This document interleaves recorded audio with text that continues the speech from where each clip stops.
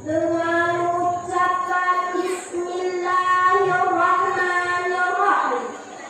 Assalamualaikum warahmatullahi wabarakatuh. Waalaikumsalam warahmatullahi wabarakatuh.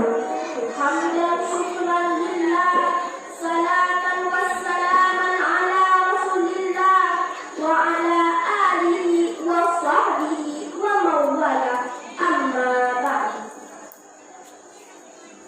Selama hayat masih dikandung badan, selama nafas masih menghirup udara yang segar, marilah sama-sama kita panjatkan kehadirat Allah Subhanahu wa Ta'ala, Allah yang Maha Pengasih lagi Maha Penyayang, yang tak pilih kasih dan tak pandang sayang, yang nikmatnya tak terhitung dan tak terbilang, yang dengan nikmat tersebut kita bisa sama-sama berkumpul dengan Dia, bertatap muka dan beradu kata. Salawat berangkaikan kata-kata salam, tak lupa pula kita adreskan kepada seorang pemuda padang pasir. Subuh Senin ia lahir, patung-patung di sekitar Ka'bah jatuh tersungkir. Saat orang sedang baca kacir, Nabi Allah yang terakhir. Siapakah beliau hadirin? Beliau tak lain dan tak bukan ialah Nabi besar Muhammad sallallahu alaihi wasallam, yang mana oleh beliau yang telah mengubah perilaku manusia dari akhlakul bahimah menuju akhlakul karimah, dari masa jahiliyah menuju masa Islam yang seperti yang kita rasakan pada saat sekarang ini. Salawat dan salam juga kepada keluarga dan sahabat beliau yang sudah berpartisipasi ke laut sama mendayung, ke gunung sama mendaki, rugi sama ditanggung, untung pun sama dibagi. Kata-kata ketanziman kami yang kami muliakan kepada Tengku Pimpinan Balai Pengajian Nurul Kamal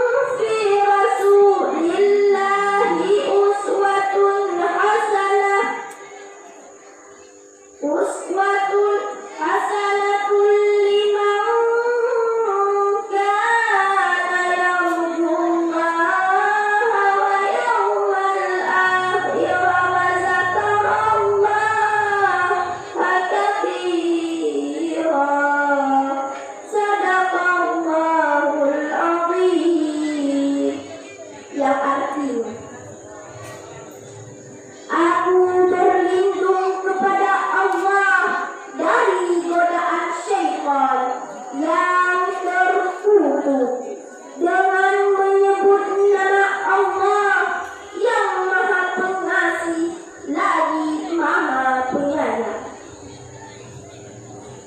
Sesungguhnya telah ada pada diri Rasulullah itu suri taulatan yang baik bagimu, yaitu bagi orang yang mengharap rahmat Allah dan kedatangan hari kiamat, dan dia banyak menyebut Allah.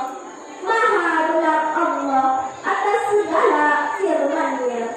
Quran Surah Al-Ahzab ayat 21. Ma'asyiral muslimin rahimakumullah.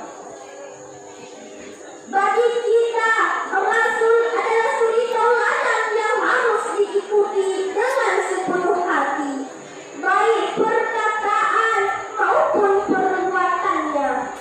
Pada dasarnya, setiap manusia ialah pemimpin, minimal pemimpin terhadap metafisik dirinya.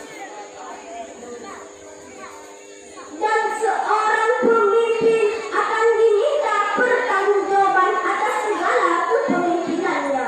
Kemudian dalam Islam, seorang pemimpin yang baik ialah pemimpin yang memiliki sekurang-kurangnya 4 sifat dalam menjalankan kepemimpinannya. Sebagaimana sifat Rasulullah SAW, yakni 1. Siddiq, yang berarti jujur sehingga ia dapat dipercaya oleh orang-orang yang dipimpinnya. 2. Taqiyy, yang artinya menyampaikan atau kemampuan berkomunikasi dan bernegosiasi. 3. Amanah, yang artinya dapat dipercaya atau bertanggung jawab dalam menjalankan tugasnya. 4. Fatanah, yang artinya cerdas, yaitu kecakapan dalam membuat perencanaan, visi, misi, strategi, dan mengimplementasikannya. Selain itu juga dikenal ciri pemimpin Islam, di mana Rasulullah SAW pernah bersabda, pemimpin suatu kelompok ialah pelayan kelompok tersebut. Oleh sebab itu, pemimpin hendaknya ia melayani, bukan dilayani, serta menolong orang untuk maju, bukan meminta tolong untuk membuat dirinya maju.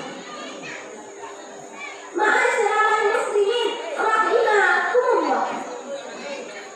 Sebagai akhir dari syarahan ini, dapat kita simpulkan bahwa seorang pemimpin ialah pengemban amanat.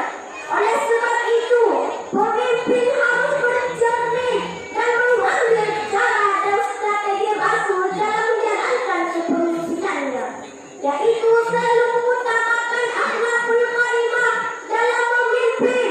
Seperti itulah pemimpin yang kita harapkan. Mudah-mudahan di masa yang akan datang kita bisa dapatkan agar masyarakat kita bisa mampu dengan penuh keridhaan Allah. Amin, amin ya rabbal alamin. Demi